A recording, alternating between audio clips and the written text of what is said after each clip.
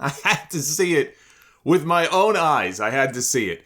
Last night, the NWA had its Hard Times pay-per-view. Hard Times being what this company is about to experience. With Tyrus as the new NWA World's Heavyweight Champion. A title once held by the likes of Harley Race and Ric Flair and Dusty Rhodes and Terry Funk. You can now add Tyrus to the list.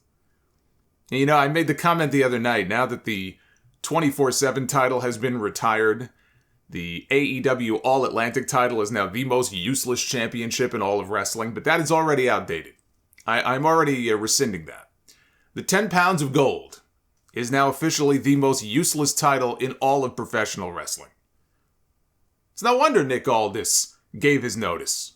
It's like I said last night, you're supposed to run out of a burning building, not into one. He wasted 5 years of his career trying to revive a dead brand, and this is what he has to show for it. Nick Aldis, who had been the face of the NWA since Billy Corgan decided to try to breathe life into what had been a dead brand. He held the NWA World title over 1,300 days across 2 reigns as champion. He announced in what he says was meant to be a private Instagram video for paid subscribers that he had given his notice to the promotion and that he was not happy with the current product. I don't know how he expected that would not get out. I mean, what, did he make them all sign NDAs? Of course it got out. And things have devolved into a lot of mudslinging between Aldis and Billy Corgan ever since. The NWA responded with a statement suspending Aldis, saying, pursuant to the recent comments made by Nick Aldis, the National Wrestling Alliance has suspended Aldis from the main roster, and effective immediately, Aldis will not appear for the Hard Times 3 pay-per-view and Revolution Rumble television tapings in New Orleans on November 12th and November 13th. So he gave his notice, so to one-up him, they suspended him. But they're still paying him. Billy wanted to make that very clear. Aldis is still being paid for the time left on his contract. Mike Johnson of PW Insider reached out to their chief operating officer and their announcer, Joe Galli, after they issued that statement, and Galli confirmed that Aldis is still under contract with them through the end of the year, and he also made it clear that this is not a wrestling angle. Between this and that atrocity I saw with Tyrus last night, this is the most attention the NWA has gotten since the Straight Outta Compton movie came out 7 years ago. It's also not the first time that Aldis has been pulled from an NWA pay-per-view this year. He got pulled from their 74th anniversary show over the summer. Aldis had won the right to challenge Trevor Murdoch for the World's Heavyweight Championship. Billy Corgan then went on Busted Open Radio at the time, and he complained about Aldis's politicking behind the scenes and that no one is unhappier than Nick Aldis, which he now admits what he said on Busted Open was meant to further an angle between them that would have taken them into the new year. Aldis had even then been critical of the creative direction of the NWA. This is when Corgan booked Tyrus as a replacement for Aldis when he pulled him from that show. The same Tyrus that Billy Corgan again booked in a main event on their pay-per-view last night, and who is now the NWA World's Heavyweight Champion. When Tyrus is the face of your promotion, you have lost the plot. I watched that main event last night, and it was one of the most embarrassing things I've seen all year. And I've had people ask me, well, what's so bad about Tyrus? If you've seen him in the ring, you would not be asking me that question. He fucking sucks. That's why. He gets gassed just walking to the ring. The man is practically immobile. He is awful. And the fact that Billy Corgan would put his world title on him tells you everything that you need to know about him as their head of creative. I have people, admittedly very few, which gives me hope for humanity. But I had people in my mentions last night trying to justify this by saying that, he's great, he's on cable news every week, and so he'll bring the NWA belt a lot of prominence on television and exposure, and it'll be great for the promotion. He's been going on that show for years. How many of those 2 or 3 million people who watch that show, probably, do you think are watching the NWA every single week? Not enough of them, apparently. It hasn't done the NWA much good so far, and it won't make any difference now. Tyrus is not going to sell a single extra ticket because he is on TV with the NWA belt. And I don't care what show he's on. I don't care what his politics may or may not be. I knew there would be at least one in the bunch that would bring that up. There's always one. I don't give a shit. He could be arm in arm with Big Bird on Sesame Street every week teaching kids their ABCs. He still fucking sucks. Corgan went on Busted Open Radio to give his side of the Aldis situation. And he said, ask yourself why in a pay-per-view week and with a talent who is leaving the company, does he decide to start blasting me and the product 55 days before he's out and he can do whatever he wants to do? Why does he have to bury the locker room and bury the product? And he confirmed that Aldis was the highest paid talent in the NWA the past 5 years and that their business relationship proved to be a good bet, with Aldis having his voice heard in both how the NWA was run and how he was booked. He said Aldis is still being paid through the end of the deal and that they simply disinvited him from appearing on Saturday. Aldis emailed his notice to head of talent relations Pat Kenny about a week ago. And while Corgan wished he could have heard it from Aldis directly, given their history, he was fine with the decision for him to move on. But what he was not happy with was Aldis turning the focus to himself ahead of the pay-per-view. He said, how do I, as the leader of this company, allow a key talent, the most highly visible talent in the company, up until he opens his mouth and tells people he's leaving, to blast the company? I can't have a guy like that show up because what message does that send to the locker room? There are a lot of people in the locker room not happy about this. They have to do their job. Why is the focus not on Matt Cardona and Tyrus and Trevor Murdoch and Camille and Kylan King or Chelsea Green? The focus is on Nick Aldis, who is not on the show anymore. It's not animosity. Why is he working an angle when he's leaving? Why is he using the NWA's good name? That's a good one. The NWA's good name, or my good name, to get himself over in a way that's not necessary. If he's everything he thinks he is, go into the free market like any free agent and test your mettle. He's working, okay? And I'm using the industry term here. He's working something. I don't know what he's working, but he's willing to sacrifice me and the NWA to prove something or get something going or get out early to go do something. This is not cool. And Corgan said that Aldis never came to him to ask for an early release if that's what he wanted. He said he told Aldis years ago, if Vince McMahon wanted you to go to WWE, I would release you from your deal. And Corgan also said that his decision has nothing to do with Aldis's critiques of the company. He says, I want to remind everybody, everything that he has said, I've been hearing that stuff for years.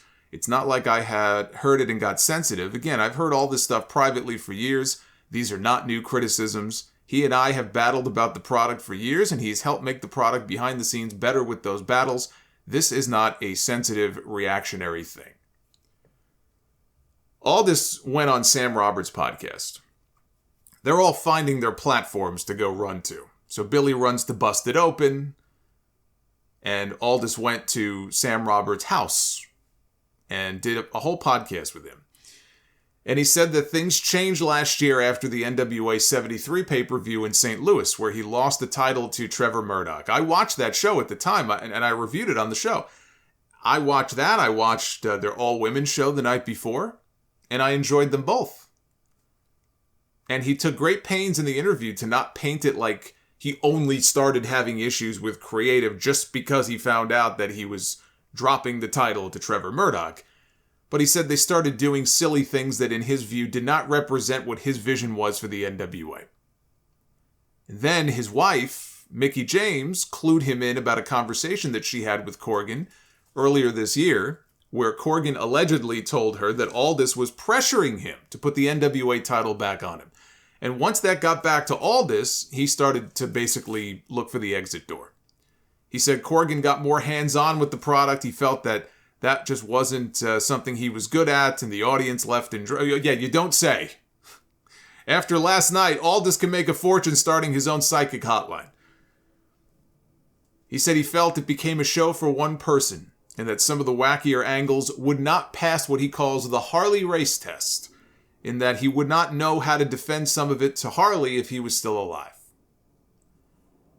Aldis also tweeted about Corgan's recent comments about why he decided not to do a second all-women's pay-per-view after the first one they did last year. And he said comments like the ones that Billy made did factor into his decision not to re-sign. Mickie James helped put together that show. She was able to bring in names from all over the place. She brought in names from AEW, Impact, AAA. The show got very good reviews. They almost sold out the Chase Hotel. They had over 800 fans.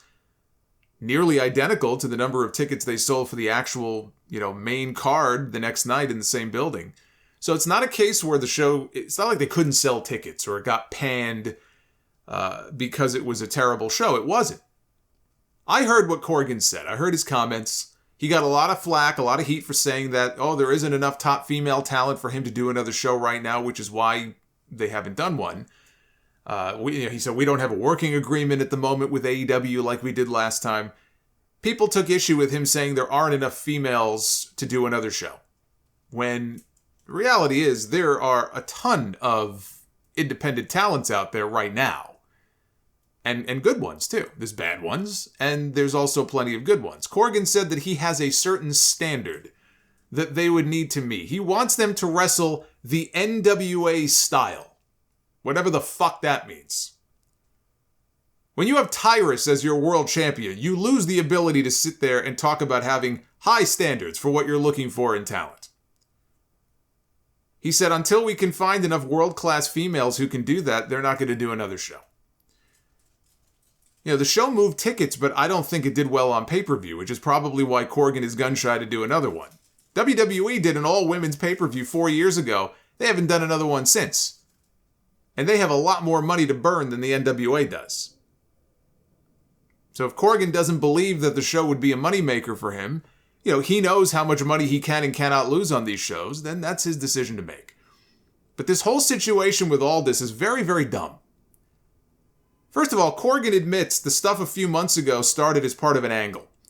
Now he and Aldis say, this is definitely not an angle. So believe what you will. I don't think it is an angle, but make of that what you will.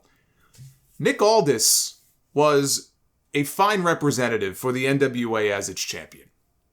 He carried himself like an old school champion. I enjoyed NWA Power in those early days with Aldis and Tim Storm and Ricky Starks and Josephus and Aaron Stevens and the question mark and the funny little Austin Idol vignettes. It was a fun throwback of a show. And then the pandemic killed it. Two things killed it. The pandemic and losing Dave Lagana, who was a very instrumental part of that company behind the scenes.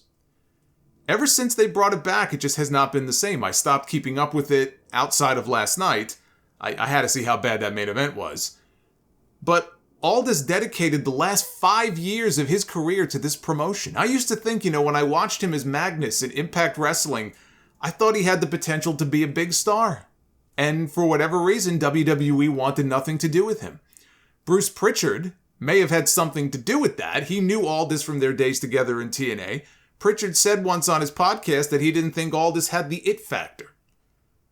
Now, that was years ago. I don't know if Pritchard still feels the same way, but so long as he works in a position of power in WWE, that's probably not a good thing for Nick Aldis.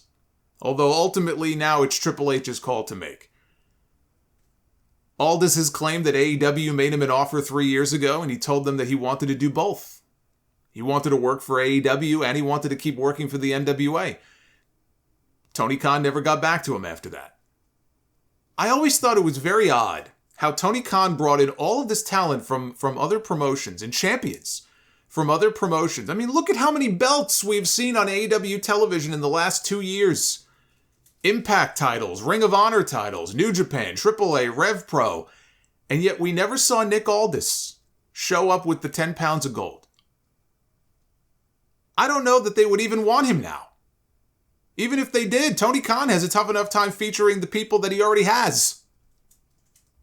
With WWE in the past, Aldis seemed to think there were people in Triple H's ear that didn't like him, that were feeding him misinformation and preventing him from being brought in. This was even before Bruce went back to work there. So I don't know who he was referring to, or if those people would even be working there anymore. Nick Aldis has basically wasted 5 of his prime earning years building a brand that he thinks is headed in the wrong direction, and I can tell you is headed in the wrong direction because I saw it with my own eyes last night. He'll be a free agent at the start of the new year. I don't think Triple H and Tony Khan are going to be tripping over themselves to sign him. If either company wanted Nick Aldis that badly, he would already be working there.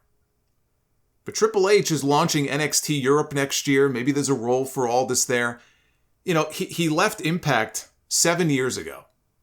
It's strange, isn't it, that he never landed in WWE like so many of those Impact names from the same time period that he was there? Samoa Joe, Bobby Roode, James Storm had a match or two in NXT, and then he opted to take a better deal with Impact to stay there. EC3, Austin Aries, Eli Drake, Sam Shaw, Trevor Lee. Abyss finally made it over as an agent. His own wife went back there. But no Nick Aldis. I find that very telling.